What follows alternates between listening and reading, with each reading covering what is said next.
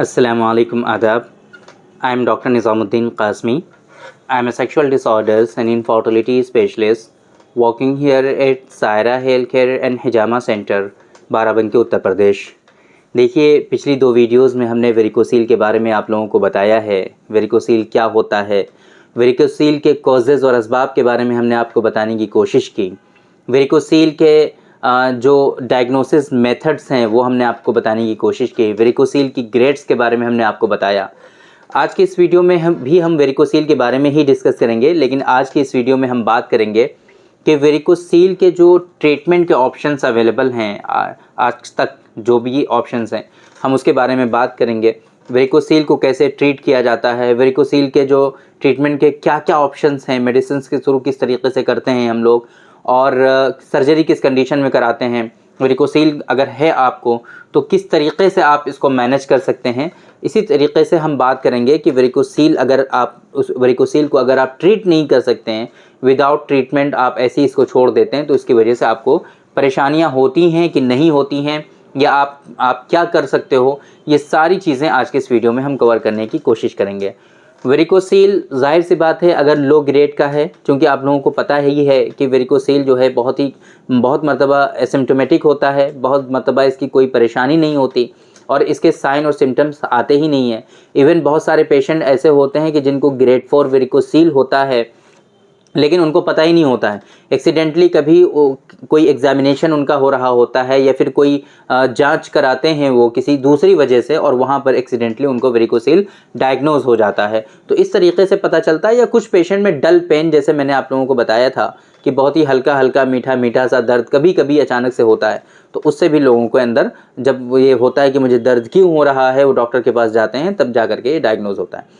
तो अगर low grade का वेरिकोसील है और आप इसको विदाउट ट्रीटमेंट छोड़ रहे हैं, तो इससे कोई परेशानी नहीं होती है। आम तौर पे अगर लो ग्रेड का वेरिकोसील है, ग्रेड 1 ग्रेड 2, अगर ऐसी कंडीशन है आपकी, फर्टिलिटी से रिलेटेड भी कोई परेशानी नहीं है आपको, आपके बच्चे हैं ऑलरेडी, या बच्चे नहीं भी हैं तो सीमेन एनालिसिस आपने कराया है और वो बिल्कुल नॉर्मल है, विद इन नॉर्मल लिमिट है, काउंट वगैरह सारी चीज़ें बिल्कुल परफेक्ट हैं, तो फिर इसके लिए फिर कोई परेशान होने की ज़रूरत नहीं है।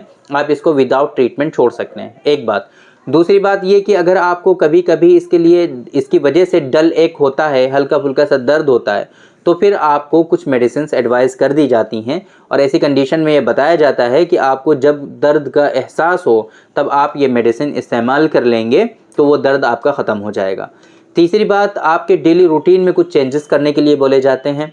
आपको बताया जाता है कि आप जो है टाइट अंडरवियर पहन के रखेंगे ताकि आपके स्क्रूटम को थोड़ा सा सपोर्ट मिले, वो लटके ना। इसी तरीके से आपको बताया जाता है कि आप जो है हैवी सामान उठाएंगे नहीं, भारी सामान उठाना नहीं है आपको, है ना। इस तरीके के जो डेली चेंजेस होते हैं वो आपको बताए जाते हैं। आपको कुछ एक्सरसाइजेज बता दी जाती हैं। इस तरीके से आपको इसको मैनेज करने की कोशिश की जाती है। इसी तरीके से आइस, बर्फ़ जो होती है उसको लगाने के लिए आपको बताया जाता है, क्योंकि वहाँ पे थोड़ा सा हीटिंग बढ़ जाती है ना, हीट बढ़ जाती है।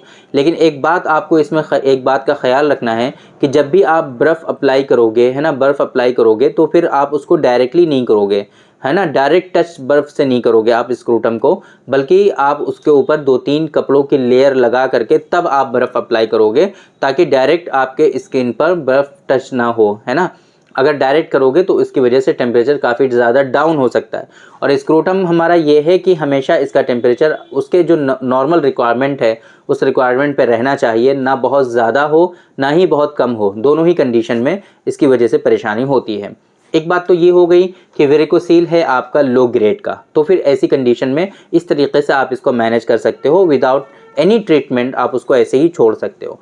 लेकिन ये है कि अगर आपके अंदर ग्रेड ज़्यादा हैं, हाई ग्रेड का वेरिकोसील है, आपको ग्रेड 4 है, और इसकी वजह से आपको डल एक भी हो रहा है, दर्द भी हो रहा है, और दूसरी परेशानियां भी इसकी वजह से आपको हो रही हैं, लाइक आपको इनफर्टिलिटी हो गई है, फर्टिलिटी से रिलेटेड प्रॉब्लम्स हैं, आपको स्पर्म काउंट कम हो रहा है, मॉर्फोलॉजी का इशू हो रहा है, डेड स्पर्म काफ़ी ज़्यादा आ रहे हैं ऑलरेडी, तो ऐसी कंडीशन में फिर आपको इसके लिए ट्रीटमेंट की ज़रूरत पड़ेगी। और ट्रीटमेंट का ऑप्शन इसका जो है वो सिर्फ और सिर्फ सर्जरी है, जिसको हम लोग वेरिकोसेलेक्टमी के नाम से जानते हैं। है ना। तो वेरिकोसिलेक्टमी आपको करानी पड़ सकती है अगर इस तरह की कोई कंडीशन है तो, है ना। तो अगर आपको ग्रेड 4 है या फिर आपको ज़्यादा मेजर इश्यूज़ हैं तो ऐसी कंडीशन में वेरिकोसिलेक्टमी आपके लिए बेहतर है, वो करानी चाहिए। लेकिन एक बात आप लोगों को हमेशा ये ख्याल रखनी चाहिए, इस बात का आपको हमेशा ख्याल रखना चाहिए कि वेरिकोसिलेक्टमी जो है ये परमानेंट कोई क्योर नहीं है।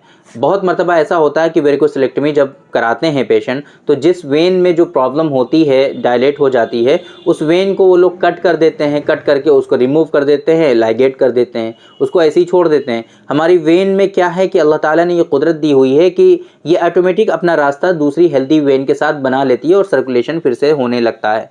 लेकिन चूँकि आपके अंदर ये परेशानी है तो इसका जो है वेरिकोसील का रिकरेंस बहुत ज़्यादा होता है, ये फिर से होने लगता है, उसी वेन में होता है या किसी दूसरी वेन में होने लगता है। तो ये रिकरेंसी है इसकी।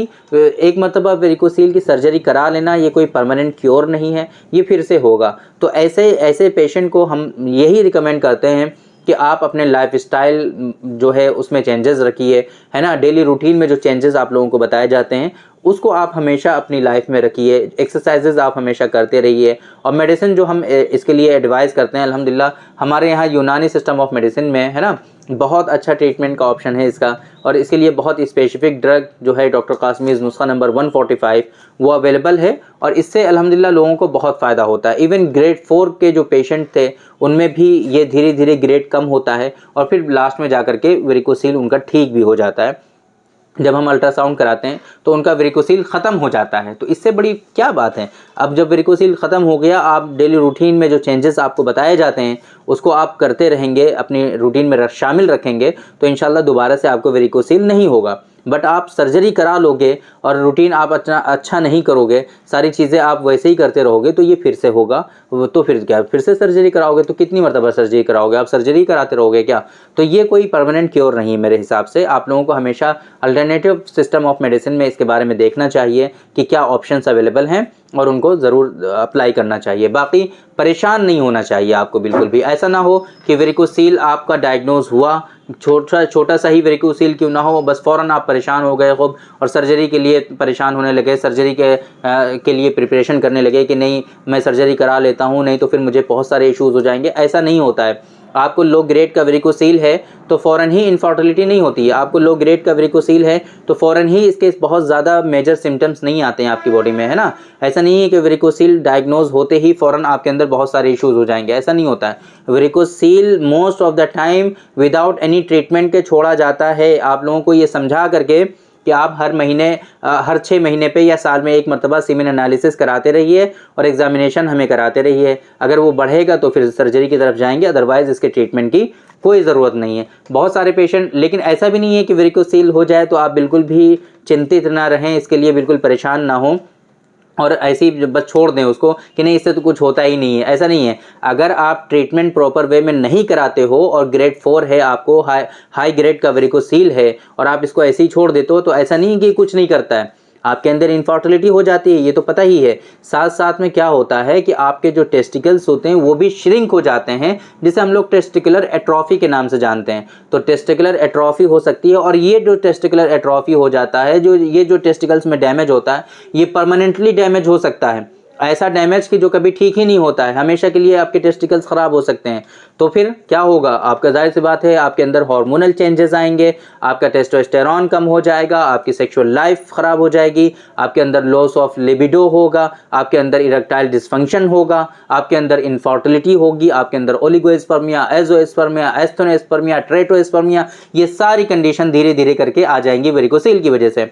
तो वेरिकोसील इतना कोई बेसिक सी चीज़ नहीं है। वेरिकोसील ऐसा भी नहीं है कि आप इसको बिल्कुल ही लाइटली लें और छोड़ दें कि नहीं डॉक्टर साहब ने बताया था कि कुछ नहीं होता इससे, ऐसा नहीं है। वेरिकोसील अगर आप विदाउट ट्रीटमेंट को छोड़ दोगे, हाई ग्रेड का वेरिकोसील, तो इसकी वजह से आपको परेशानियां बहुत सारी हो सकती हैं। लेकिन ऐसा नहीं है कि लो ग्रेड का वेरिकोसील है, आप उसका ट्रीटमेंट नहीं करोगे तो फिर बहुत सारी परेशानी हो जाएंगी, ऐसा कुछ नहीं है। उससे फिर कुछ भी नहीं होगा आपको। इस वजह से आपकी जो कंडीशन है उसको प्रॉपर वे में जानना और सही से उसका ट्रीटमेंट करना, और आपको बिल्कुल परेशान नहीं होना चाहिए कि आप बहुत परेशान हो जाएं। प्रॉपर वे में आपको पता ज़रूर होना चाहिए कि वेरिकोसील जो है आपका वो किस कंडीशन में है और उसके ट्रीटमेंट के ऑप्शंस क्या हैं, प्रॉपर वे में उसका ट्रीटमेंट आप ज़रूर देखें और सही से उसका इलाज करें। तो उम्मीद करते हैं कि ये जो इन्फॉर्मेशन हमने आप लोगों को दी, 3 वीडियोस में आप लोगों को जो बताने की कोशिश की, ये सारी इन्फॉर्मेशन आपकी समझ में आई होगी और ये सारी बातें आप लोगों को पसंद आई होंगी। तो थैंक यू वेरी मच, बहुत बहुत शुक्रिया आपका। आज की इस वीडियो में इतना ही। इंशाल्लाह कल फिर मुलाकात होगी आपसे एक दूसरी वीडियो में। हम डिस्कस करेंगे आपसे एक दूसरे टॉपिक पर। तब तक के लिए आप हमें इजाज़त दीजिए। अस्सलाम वालेकुम।